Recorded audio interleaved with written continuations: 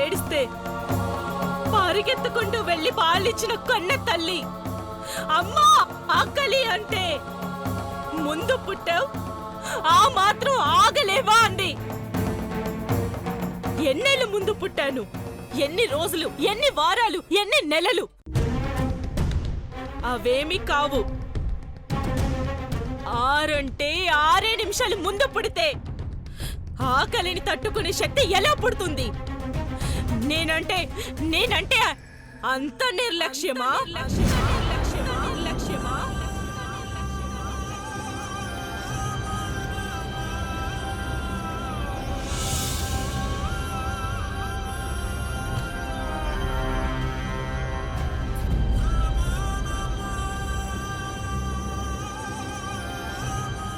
అంజలి పాక్కుంటూ పోయి సూది పట్టుకుంటే డాక్టర్ అవుతుందని చదివించారు. నేను వెళ్ళి కత్తి పట్టుకుంటే హంతకురాలవుతానని చదువు ఆపించారు. కత్తితోనే కదా మరి డాక్టర్లు ఆపరేషన్ చేసి ప్రాణాలు పోసేది. మరి నన్ను ప్రాణాలు తీసేదని ఎలా నిర్ణయిస్తారు?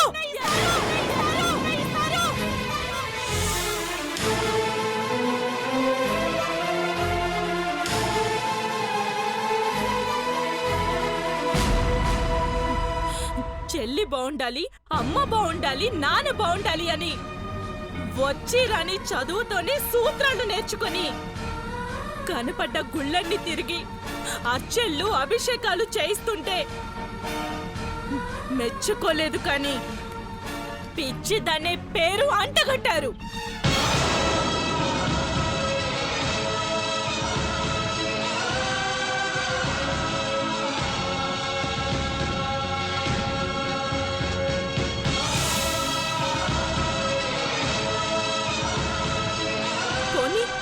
నేనంటే పడక అలా అన్నారనుకుంటాను. అంజలి ఎలా ఉందో, ఏం చేస్తుందో, ఎలా చదువుకుంటుందో అని అదే పనిగా ఆరా తీస్తుంటే ప్రేమ అనుకోకుండా ఇబ్బంది పెడుతుందని నాకు దానికి మధ్య గోడ కట్టారు. ఆ గోడ పేరు ద్వేషం. స్వామి,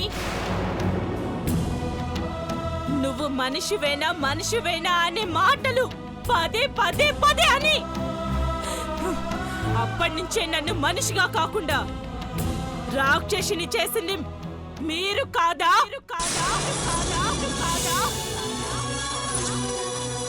మంచిగా ఉండాలని ప్రేమగా చెప్తే మొండిగా నేను మారేదాని కాదు.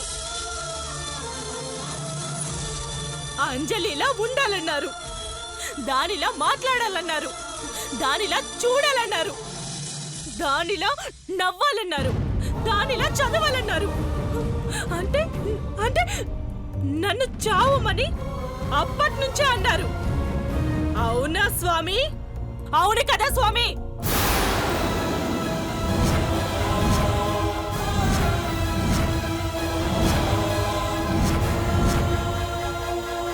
బుద్ధి లేదని, పిచ్చిదని మీ ఆశ్రమానికి నన్ను శనివారాలు ఆదివారాలు తిప్పుతుంటే విభూతిచ్చావు కానీ ధైర్యాన్నిచ్చావా? లేదు.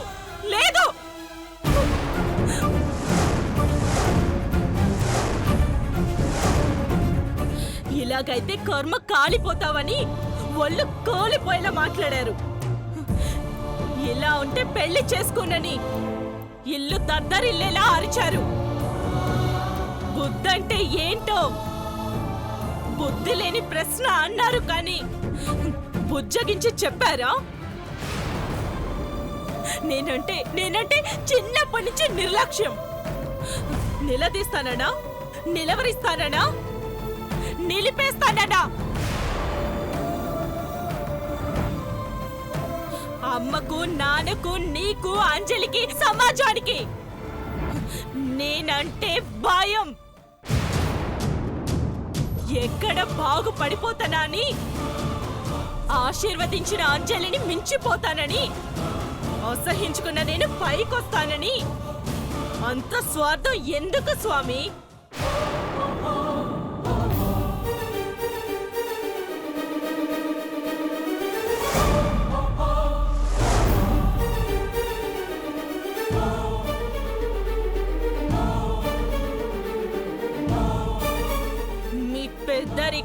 తల దించుకుంటుందనా? వేదాలు ఉపనిషత్తులు చదివినవాడు నేల చూపులు చూస్తాడనా? ఒక్కొక్కటి గుర్తుకొస్తుంది కదా స్వామి.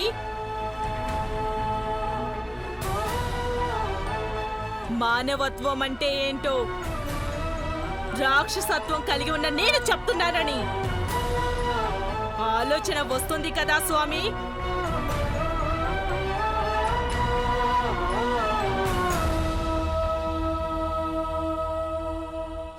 రావాలి, వస్తేనే నేనంటే ఏంటో మీకు తెలియాలి.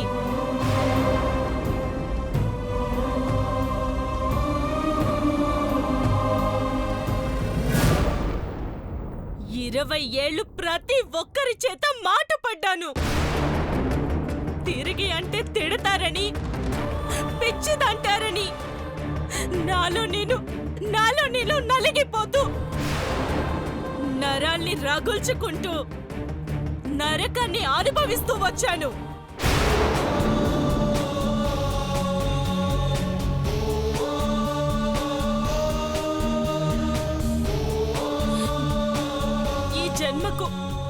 ఈ జన్మకు చావు ఎప్పుడొస్తుందా అని అనుకునే నాకు పెళ్లి చేస్తే పిచ్చి పోతుందో పేడ పోతుందో అని అర్జున్ని చూపించారు.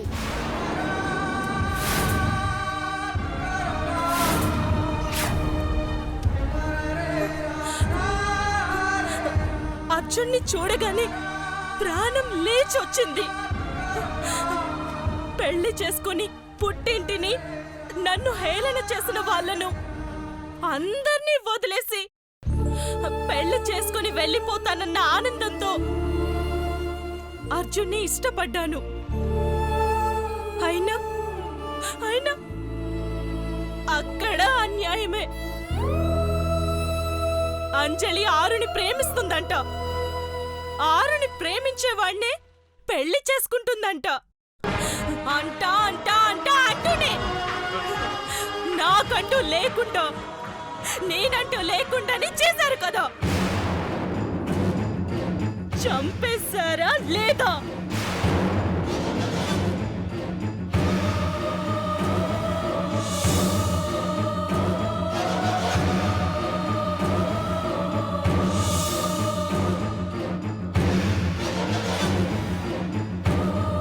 అందర్నీ వదిలేసి అత్తారింటికి వచ్చే ఆడపిల్లను దారి తప్పిన చంటి పిల్లలా చూసుకోవాలి. కానీ దరిద్రపతి ఏం చేస్తుందో అని తిడుతుంటే ఎలా ఉంటుంది? చిన్నైనా పెద్దైనా గొంతు పట్టుకొని ఇంకోసారి అలాంటి మాటలు బయటకు రాకుండా చెయ్యాలని ఉంటుందా లేదా?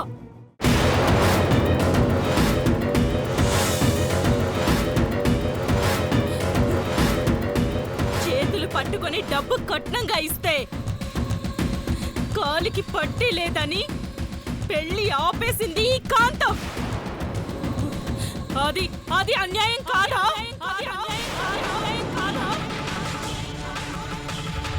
ఎక్కడ నా అర్జున్ మనసు మార్చుకుంటాడో అని అలుపు ఆయాసం నీరసం వచ్చేలా పరిగెత్తుకుంటూ వెళ్ళి పారేసుకున్న పట్టి పట్టుకొని వస్తే రక్తం కళ్ళ చూశారు. నేను చచ్చిపోయేలా ఉన్నాను. నా మెళ్ళో అర్జున్తో ఒక్కసారి తాళి కట్టించమంటే ఎగతాళి చేస్తూ గదిలో వేసి తాళం వేశారు. నా గుండెకు గడి పెట్టారు. ఇది మోసం కాదా?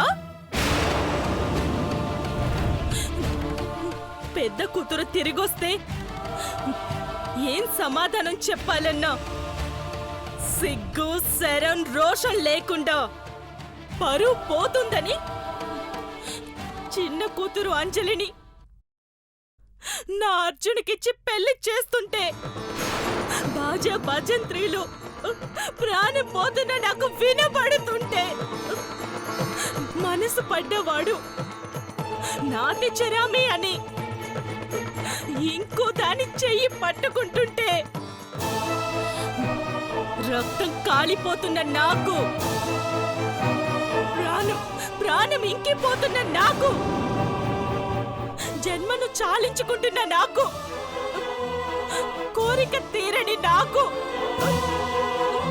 ఎలా ఉంటుందో చెప్పు స్వామి, చెప్పు స్వామి, చెప్పు స్వామి, చెప్పు స్వామి.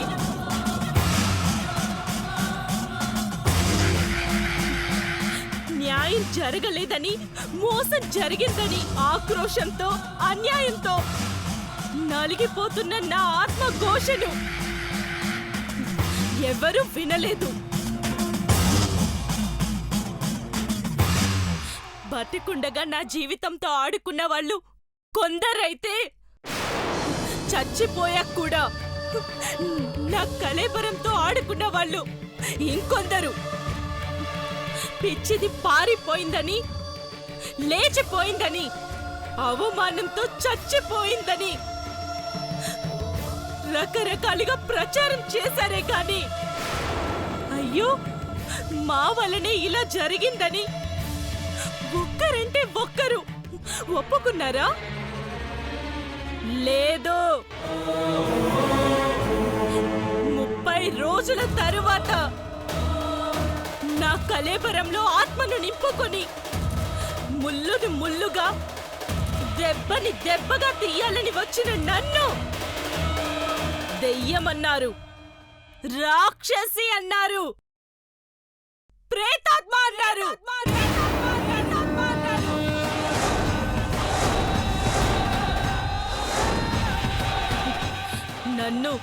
నన్ను మోసం చేసిన వాళ్ళని మోసం చేయడం, నన్ను చంపిన వాళ్ళని చంపడం తప్ప చెప్పు స్వామి. దగపడ్డ నేను హతమయ్యాక శక్తిని కూడగట్టుకొని అనుకున్నది సాధించాలనుకోవడం ఘోరమా నేరమా లేదు, అవసరం. ఇక చాలు, ఆపు, ఆపు, ఆపు, ఆపు.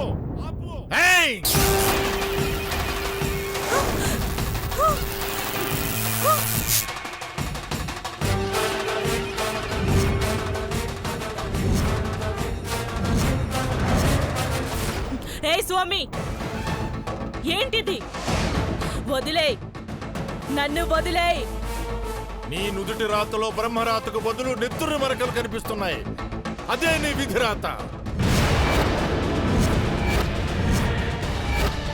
ఆవేదనంతా వెళ్ళగక్కితే గుండెలు కరగాలి గాని రక్తం ఉడక్కూడదు. అన్యాయం జరిగిందని అరిస్తే బతికుండగా న్యాయం చెయ్యని ఆ దేవుడు పునర్జన్మలోనైనా మేలు చేసి పొరపాటును సరిదిద్దుకుంటాడు. కానీ నువ్వు ఆ అవకాశాన్ని పాడు చేసుకున్నావు. నీ ఆయుష్ యుక్త వయసులో ముగుస్తుందని తెలిసాక కూడా 100 ఏళ్లు బతకాలనుకోవటం అత్యాశ. అలాగని నా అర్జుని జన్మకి వదిలేసుకుని పోవాలంటావా? పోవాలి. ప్రాణం పోయిన తర్వాత ప్రపంచాన్ని వదిలి వెళ్ళిపోవాలి. సృష్టి ధర్మం ప్రకారం నడుచుకోవాలి గాని భూత ప్రేత పిశాచాలను జమ చేసుకుని అతీంద్రియ శక్తులతో మారణ హోమాన్ని సృష్టించావు. పైశాచికత్వాన్ని పరాకాష్ఠకు చేర్చుకుని దాన్ని పట్టుదలని, పంతమని, ప్రేమని, వినాశనాన్ని సృష్టించే నువ్వు నరకానికి పోవాల్సిందే.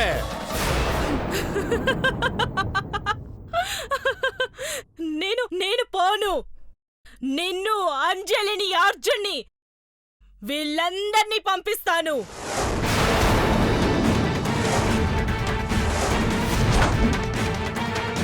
నువ్వు నన్నేమీ చేయలేవు. బంధించినంత మాత్రాన నేను తప్పించుకోలేననుకున్నావా స్వామి? వస్తాడు, గోరా వస్తాడు, నన్ను విడిపిస్తాడు. మరణశయ్య మీద పడుకోవాలని ఉవ్విళ్ళూరుతున్న మీ అందరి కోరికని తీరుస్తాను. రణగణ ప్రాణ మరణ మృదంగాన్ని మోగిస్తాను.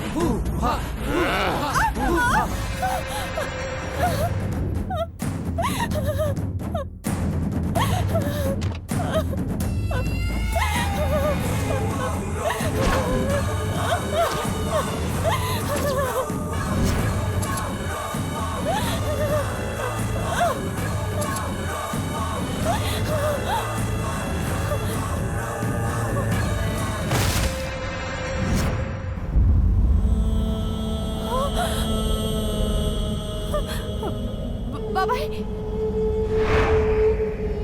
బాబాయ్, బాబాయ్!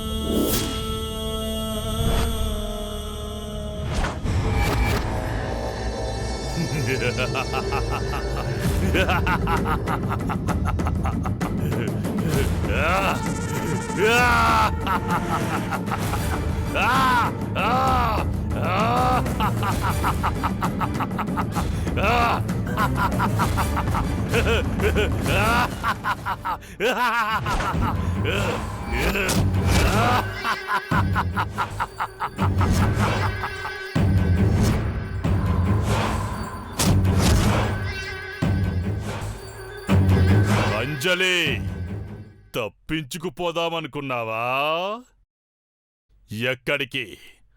స్వామీజీ దగ్గరకా? మిమ్మల్ని రక్షించాలని, ఆ గీతను అంతం చెయ్యాలని పూజలు మొదలుపెట్టాడు కదా. వెళ్తావా? వెళ్ళలేవు. నా నుండి తప్పించుకోలేవు. దుష్టుడా, నీకేం పాపం చేశాన్రా? వదిలే మమ్మల్ని. వదలడానికి కాదే నిన్ను చెరపట్టింది.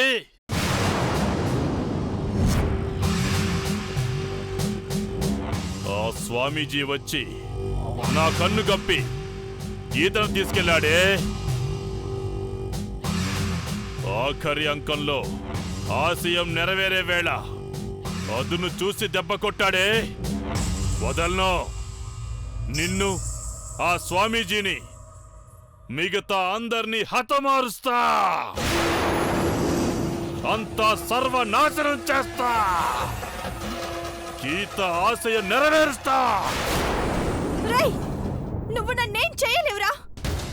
ఆ స్వామిని నువ్వు చాలా తక్కువ అంచనా వేస్తున్నావు. దైవత్వం కలిగిన వ్యక్తి నిష్ఠగా చేస్తున్న యాగంలో జడలు విరబోసుకున్న మర్రి చెట్టు లాంటి గీతని అంతం చేసే తీరుతారు. గట్టిపోచవి, నువ్వెంత? నామరూపాలు లేకుండా పోతావు. చూస్తా. ఇప్పుడే నిన్ను ముగ్గులో కూర్చోబెడతా. నీ నుండి ఆత్మను తీసి ప్రేతాత్మలో కలిపేస్తా. ఇన్ని రోజులు ప్రేతాత్మగా క్షుద్ర శక్తిగా తిరుగుతున్న గీతకి ప్రాణ ప్రతిష్ఠ చేస్తా. నిన్ను అనంత వాయువుల్లో కలిపేస్తా. గీత, గీత, పునర్జీవనం, పునర్జీవనం. అంజలి, అంజలి, అంతర్ధానం, అంతర్ధానం.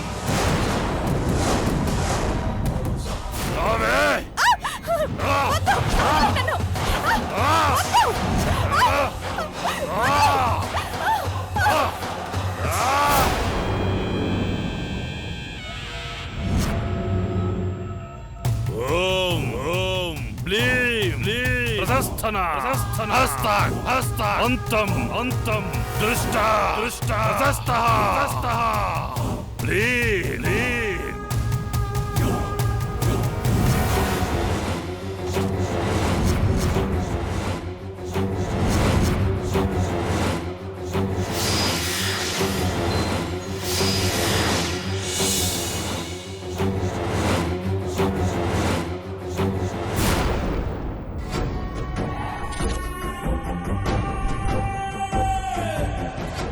స్వామి వదిలే నన్ను.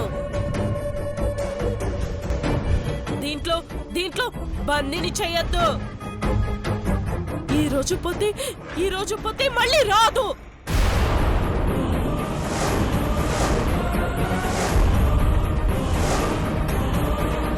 ఏ స్వామి, ఇంత చెప్పినా నా గోడ్ నీకు అర్థం కావడం లేదా?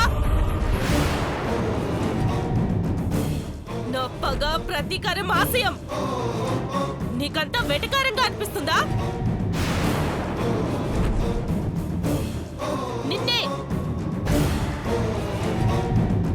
అంజలి అంతా నేను ఆశిస్తూ ఉంటే నన్ను అంతం చేస్తానంటావా? ఏమొస్తుంది నీకు? ఏం సాధిద్దామని?